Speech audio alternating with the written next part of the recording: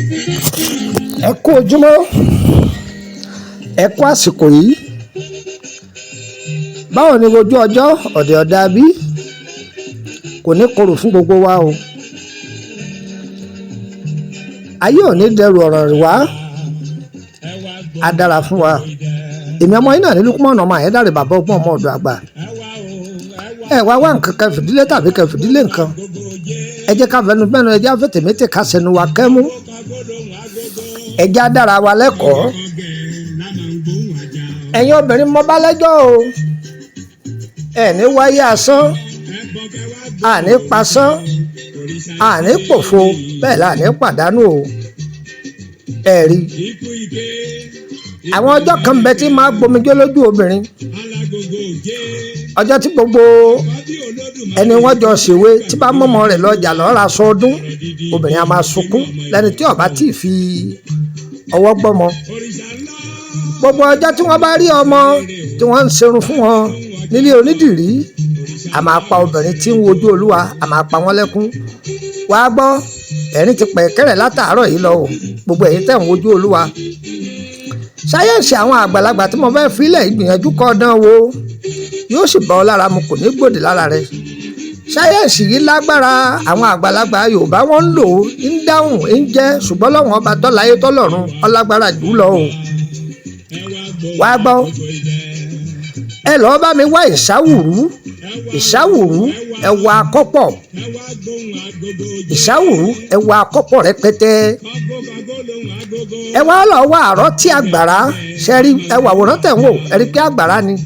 Ẹ mọ̀ tún mọ̀ àrọ́tí àgbàrá, àwọn ìdọ̀tí tí àgbàrá ń tì tọ̀nà oko lọ́wọ́ àdá o, kìí ṣe tààrin ìlú o. Tọ̀nà oko, àwọn koríko oríṣiríṣi tọ́rọ́ jọ. Tẹ bá bá bí ọ̀rá ń bẹ láìlọ́ọ̀nù, ẹ̀yọ́ kò mẹ́ o. Ẹ bá bá bí rọ́bà mẹ́, ẹ̀yọ́ kò mẹ́ o. Àwọn àrọ́tí tọ́rọ́tì ń ọyẹ ẹ̀kọ́ dà sínú agbada, kẹsì kó ìsáwùrú lé lórí. Panumọ́ àbàfè ẹ kò lé lórí. Ẹ wàá lọ wá kóró ìsìn yóò pọ̀ rẹpẹtẹ, ẹ kò lé lórí pẹ̀lú èkó ọ̀bọ̀ àtòdìdí atare ẹ jó. Tẹ bá ti jó tán, tóbìnrin bá ti parí nǹkan oṣù rẹ̀, ẹni kọ́ máa tẹ́nu, kí ètò ọmọ kọ́ máa tẹ́nu, kọ́ máa fi fún ẹ̀kọ́ tútù mu. Ẹni tí ó bá rẹ̀kọ́ tútù kọ́ máa fomi tútù lò ó. Wàá gbọ́, ìwọ tó ń bí àbíkú àbí eléré ọmọ ń dà ọ́ láàmú, lọ́dọ̀ iṣẹ́ ìwò ó dúpẹ́ fún Ọlọ́run tó wàá gbọ́ o, kò tán síbẹ̀ o. Ìwọ tó o bá ń jẹun ojú oorun, máa fi lo ẹ̀kọ́. Oúnjẹ ojú oorun ó ti kúrò nínú ayé rẹ.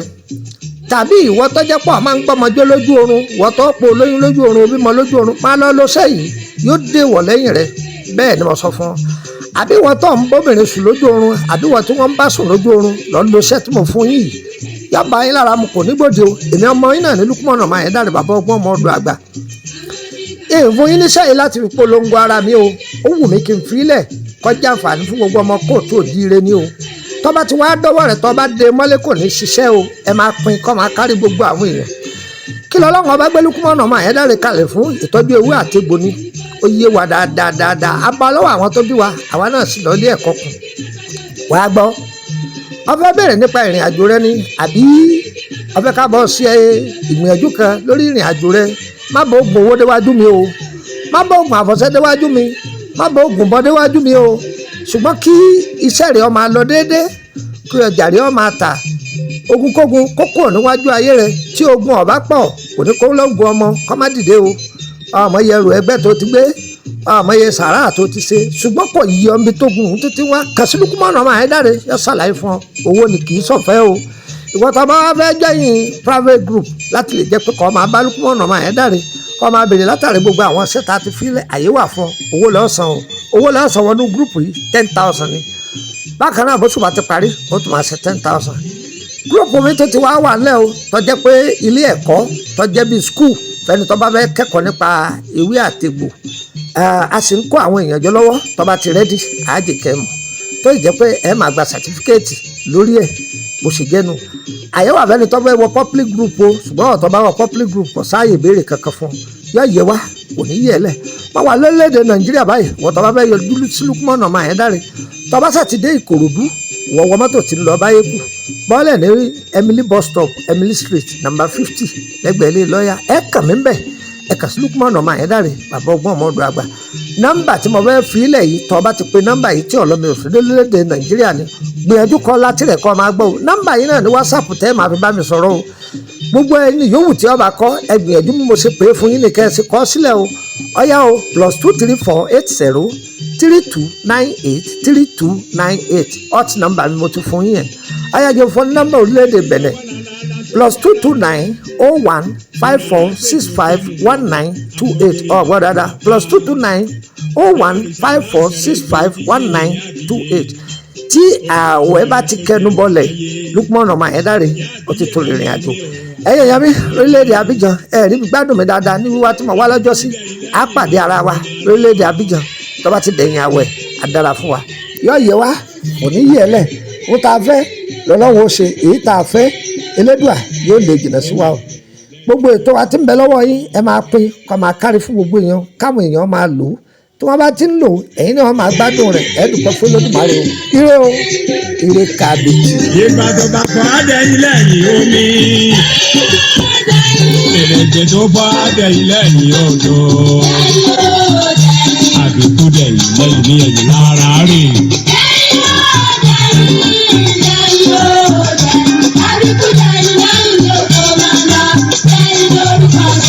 Àwọn àgbọ̀ tí kò bí yá gbọ́wọ́ tuntun.